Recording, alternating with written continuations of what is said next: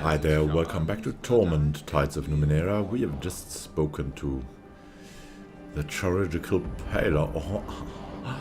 Oh no, but yeah, I mean, the modifications are a little bit too expensive for us right now. They're costing around 100 shins and we only have 170.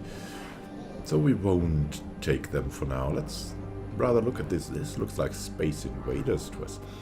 These displays show information regarding patients, conveniently visible from anywhere within the park. Also, we know, Marscan thoughts, that quite a lot of patients seem to have perished through this. Let's have a look at the stones here. This looks like lava, like old lava. All right. So, is that maybe volcanic here too? The beggar here, there's Aidan's claw of the, oh, that's some kind of a fighter. There's a hooded thug. Hey, hooded thug. Hands off your pouches. I ain't here for you. Alright. And what's about this machine here? This guy wants something, but first let's look at the machine. The silent and ancient machine casts a long shadow. As you study it, your breath stutters in your chest and your hands shake. You can't help feeling as though you have stood in this exact spot before. Examine the device. Your hands slip over the cobbled together components and greasy cables, the buttons worn by frequent use. It is a strange accomplishment, this machine, clumsy but deft, amateurish but masterful. Only a brilliant mind could have melded so many disparate parts into a functional device. Unfamiliar memories whispered to you. This device was used, though you don't know how, to generate a field that unmoored everything within it. From time itself. Your fingers scrape a rough patch. Lifting them, you see a circular symbol edged into the side like a maker's mark. That symbol, let's try to remember why this machine feels so familiar. Let's try really hard as we can. 70%. Nope. Let's try to remember again. The memory teases you with images of the machine in pieces, but you can't remember no more than that. Let's try again. 85. Nope. The memory teases you again. Let's try again. Come on. It has to work sometime. You close your eyes to better concentrate, sinking into the currents of a memory that does not belong to you, or at least the body you are in, and you hear the thunderous heartbeat of the operational generator calling you from across centuries. You open cold, focused eyes, ignoring the screams, the drifting tangles of black smoke. Your attention is solely focused on the health of the machine's heartbeat. You reach into the hissing guts of the generator, adjusting and turning, tuning, hoping. The heartbeat fades into the past. Your body's hand rests on the rusty surface of the long-dead generator. Let's leave it alone for now. So were we the maker? Or was our spirit the maker of these machines? Now let's talk to this guy who wants us to talk to him. Hey there, this is Finzin. Everything about this slender young man says thug, from his scar-slashed eyebrows to the calloused hand hovering over his hip where a dagger would hang, but he doesn't have one. Instead, flour cakes his hands and a single apron string hangs from his pocket. He is apparently a baker. Or maybe he's from Baker Street. Stand still, you shine, he says, and peers over your shoulder. Follow his gaze to an armored soldier who is loitering in the public square. That Levy's been following me for days. Can't even stop for a piss without checking side to side. First, what's that Levy for you? He's but new in town. I mean, we know where the Levy is. We just want to know from him because we want to know what he thinks about this. There's one right over here. No, don't look. Shoots another nervous look over your shoulder. They're the law, right? You must have seen them always smiling, even if they're snapping the chains on. He swallows, but not this one. No, he follows me around from dawn to dark, staring at me, trying to trap me in alleys. I ain't done nothing wrong. And it's worse than that, he says, wringing his hands. That's my levy. And that's the year you gave to the community. Why is it worse that your levy is following you? Having a levy in your track is bad enough, right? But if he was made from a year of your life, he knows where you bed down, maybe what you're thinking. He groans, rubbing his eyes. That's worse. That's much worse. Look, he won't leave me alone, right? I gave a year of my life to make him, and I thought that was that. Now I catch him standing in the street outside the bakery, whispering to himself, playing with that carving of his. His teeth graze his lip as he leans closer. He even tried to talk to me. Levies ain't supposed to know who they came from, right? They ain't supposed to know who you are. He wavers, gathering his courage. Could you talk to him? Find out what he wants? You can't do that yourself? Sure. Swallows hard. I've heard stories. Levies go wrong sometimes. Get obsessed with a person who gave them life. If the two ever meet, the levy goes mad, tears them apart. That ain't going to happen to me, not after... He cuts himself off. Not after all I've been through. Alright, I'll talk to your levy. It sounds interesting enough. We've always wanted to find out more about these strange things. And here we have the position of a scientist. One guy who is given that year, and the corresponding levy. That should be interesting. He nods again toward the armored man who's standing a distance away in the public square. He's the only levy in this district, so you can't miss him. Plus he ain't smiling like all the others, and he's holding some charred wooden thing in his hands. I'll remember that. You, need anything else? I don't understand why you think your levy wants to murder you. Look, he begins, obviously struggling to frame his explanation. Look, he tries again. Look, you don't track a man for days and days unless you want something, yeah? Maybe you like his shoes, or you're curious about how many shins he's got now. I don't have any shins, and my shoes are older than me. Only thing I got that's worth anything is my life. Anyway, I told you about the stories I've heard. How sometimes levies go wrong. He shudders. You take a look at that levy, everything about him is wrong.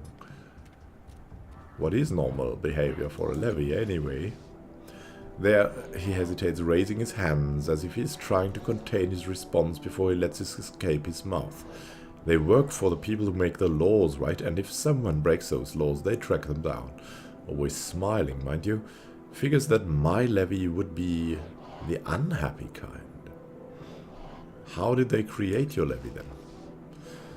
I look like a scholark to you. All I know is where they told me to stand. His eyes rove past your face and snap back. Look, people who want to be, you know, respectable in this town, they become citizens. The way you do that is you step into this glass chamber. Takes a year out of your life, they say. I figure it squeezes that year into human shape. Don't know how. Wouldn't pay 2 shins to know. Alright. Farewell. Let's talk to the levy. The Tormented Levy. Hey there, Tormented. The face of this armored man is oddly generic, almost as if it was designed to be forgettable. His livery marks him as a soldier in the service of Sega's Cliffs. A levy, the word comes easily to your mind. He stares past you, turning a small charred object over and over in his hands, whispering to himself. His over-large eyes are red, wet, and haunted. He appears to be looking for someone, and having spoken to Finzin, you can imagine who. The aura of shame around him is so powerful that you can practically taste it. What are you holding there, Levy? He says, then grimaces as though his words hurt him. I'm holding my shame. His hands unfold, one bloody, soot-covered finger at a time. A crudely made wooden bird lies there, painted in pinks and pale blues and charred around the edges. That bird represents your shame. Represents, no, this is my shame, and I'm holding it. He swallows. I can't put it down. Well, alright. Maybe you're mad. Finzin sent me to find out why you're following him. Yes, he says, the despair melting away. In that moment, he looks like a child. The child's desperate hope. He knows too, doesn't he? He sees what he did, what we did. Tears leak from his eyes, trailing down into his mouth as he continues. When the machine ripped the year from him to make me, I felt the choices unraveling before me. He hugs himself. I see them coming. None of it can be changed. I'll remember that. Tell him this for me. The Gillam Manor job did happen. A servant caught him, called the Levies. They chased him, and he's set a fire. His eyes squeezed shut. The fire spread through the neighborhood. People were trapped. People screamed. His hand clenches over the charred toy bird in his palms with a soft crunch. Please tell him I'm with him in the dark, hiding from the mobs, sobbing. Tell him to give me a different year, a better one. Well, what kind of year do you want from him? A year without the blackened door, he says earnestly, without the hand tangled in the grate, the weeping in the dark places. Silent tears stream down his face. He doesn't seem to be aware of them. Wails rising with the glowing ashes, my arms bound with ragged rope. Every time I'm there in those last minutes, I try to apologize, but my mouth, his fingertips brush at his lips. My mouth is full of dirt and blood. Yeah, I gotta ask you about something else. Alright, nothing else, then farewell for now.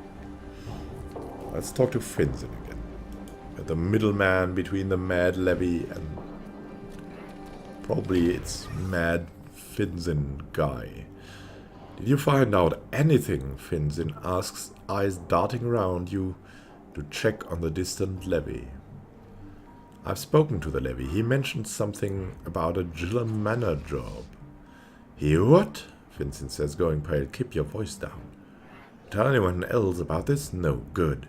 He lowers his voice. I have to be unspecific about this, understand? Before I became a citizen, I wasn't a nice person. I took things for money.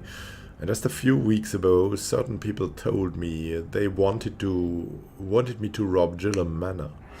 He grimaces, rubbing his neck. I was going to do it, but then I became a citizen. Gave up a year of my life to create the levy. That levy. Something changed, he says, frowning. All of a sudden, I couldn't get the dangers out of my head. How thick the levy patrols were, or how the captain herself was looking into one of my older adventures. He plays with the apron strings hanging from his pocket, so I cancelled the job and started working at my aunt's bakery. Never did the Gillam job, and that's the truth. Aha. The levy, though, is seeing what would have happened if you did the job. He wants another year from you. I'll remember that. Oh, I get it, he says, rolling his eyes. It's a shakedown. Give me a year, or I tell them what you did.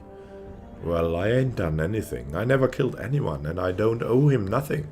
I can't keep handing out years like they are free.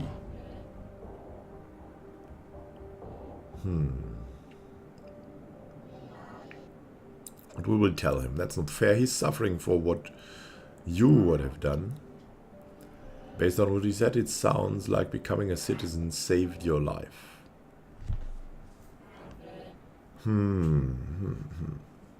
Yeah, but we're interested to have them get along, to see what happens then. That's not fair. He's suffering for what you would have done. I ain't ever been in the same town as Fair, he says, shaking his head. You ever find it, you let me know. I'll remember that. I'd go up to Government Square and tell the captain of levies what he's up to, if I had any way of explaining it. Hey, your levy is following me around. I think it's because he's haunted by my criminal past.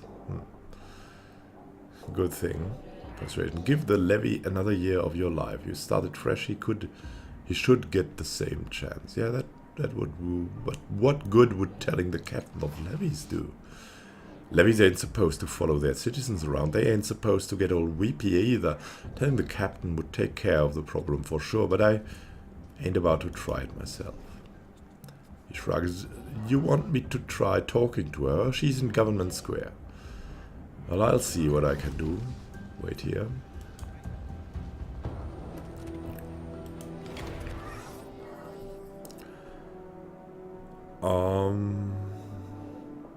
How do you like being a baker? Let's just talk about something else. Yeah, he says, looking away. Didn't think I'd like it, you know. My aunt had me waking up early, carrying trays, counting out lumps of dough. Didn't think I'd last a week. Smile spreads across his face so slowly that he probably doesn't feel it. But I like the smell and the way the pastries brown up. And she started letting me draw stuff on the sides like flowers and cats and stuff. Sees you looking and blushes. Don't tell anyone, yeah? Scanthorne's best decision I ever made. Who would have thought? Indeed. Farewell for now. Farewell for now. Thank you for watching. We'll inquire further about the Levy and his years in the next episode, when we'll probably visit the Order of Truth or speak to the Levy again. Don't know yet what we'll do, but it will be very interesting, I feel. So thank you for watching and listening, of course. Happy gaming to you. See you in the next episode of Torment, Tides of Numenera. Have a good time.